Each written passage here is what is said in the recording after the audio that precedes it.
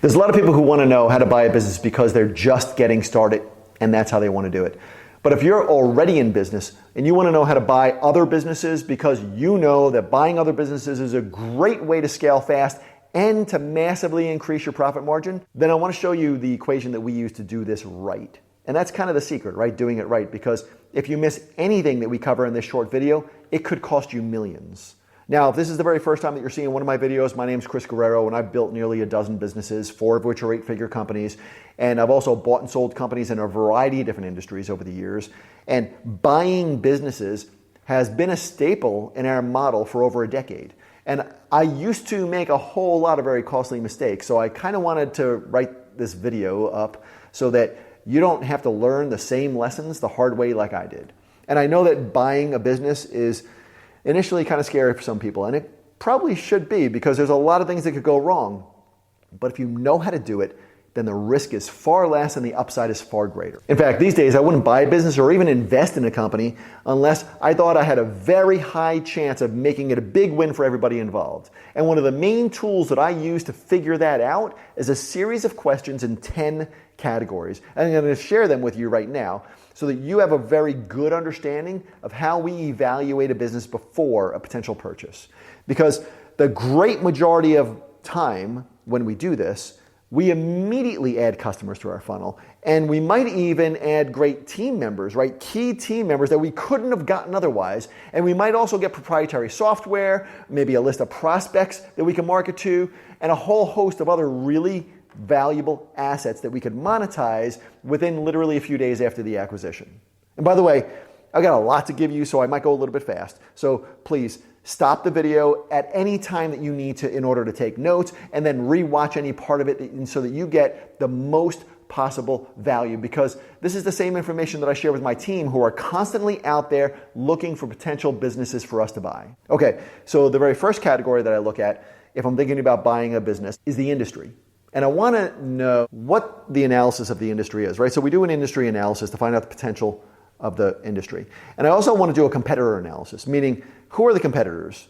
What are they doing? What are their weaknesses? What are their strengths? Who are their top employees? Where do the majority of their sales come from? That kind of stuff. And what products do people buy in this industry that we offer or that we could offer? And what are the average prices that people are paying in the industry? Also, what makes this business unique in the industry? Like, I want to know all that stuff. And again, I'm going to go through all 10 categories that I look at, and that you should too if you want to know how to actually de-risk buying a business for yourself. And if you get value from this video, please hit the thumbs up and the subscribe button so that you get access to all the videos that I put out like this. Okay, so the second thing that I look at is the audience. I want to do a really deep dive and learn about their top customers, their average customers, their prospects, and any other potential audience who might be a customer of theirs.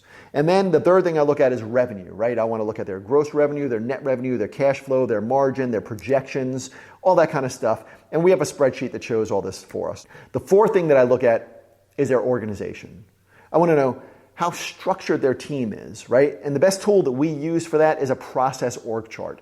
But I also want to know how structured their workflow is, and how structured and lean their finances are, and how structured are their projections. We personally use 30, 60, 90-day projections for revenue, as well as all the tasks needed to reach our revenue goals.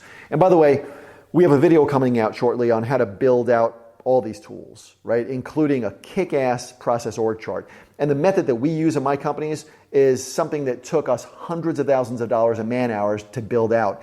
And it's been a massive value to us. So take a second and subscribe now and turn on the notifications so you don't miss that, because it's really worth understanding how we unpack that inside of my company. The fifth thing that we look at is their team, right? Who are they? Why are they there? What are their job descriptions? Where do they fit into the org chart? What are they paid and why are they paid that? Who are their top team members? Who's on their leadership team and why? What ongoing leadership training do they get? Who are their weakest links on their team? What's their process for exiting a team member if they're a weak team member or a poor performing team member? That kind of stuff. The sixth category is culture. Do they have a core set of values that they base their decisions on? And does everybody on their team live by those values? And what what's their process for building culture and morale and loyalty and cohesiveness in their team? Now I have a question for you. What revenue level do you think a company needs to be at before culture becomes vital to their growth? Tell me in the comments below. I'm really curious to see what everybody thinks. Is it from day one that culture is important, or is it after you hit the $1 million mark or the $10 million mark, $25 million mark, $100 million mark? When does culture really become important? Tell me what you think in the comments.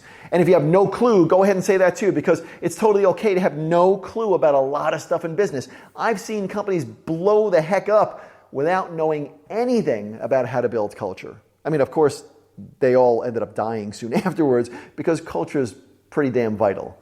But the seventh thing that we look at when we're looking to acquire a company is their systems.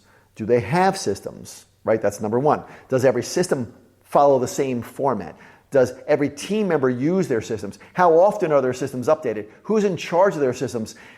How are their systems built? Do they have a copy of the systems that their top competitors use? That's huge also. I want to know exactly how their competitors are growing.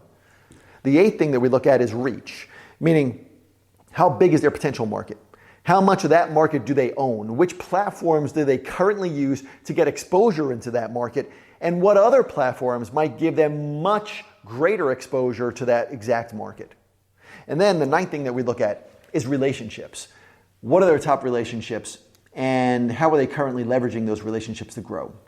What relationships would accelerate their growth if they had them? Because I could go into a company and bring my personal relationships, and that accelerates the growth of that company very, very, very fast. So that's important.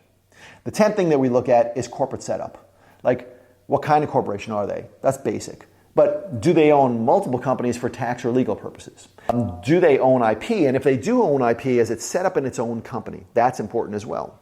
All of those things, in fact, add complexity to the buyout. But if you know them in advance, then the seller can't surprise me during the sale and raise the price on the very last day. So I want to know all that stuff. Anyway, if you want to know how to buy a business, then there's really only one way to do that. And it's to sit down with a potential acquisition, right? And to start going through some due diligence. And the best due diligence starts with a clear set of questions like these.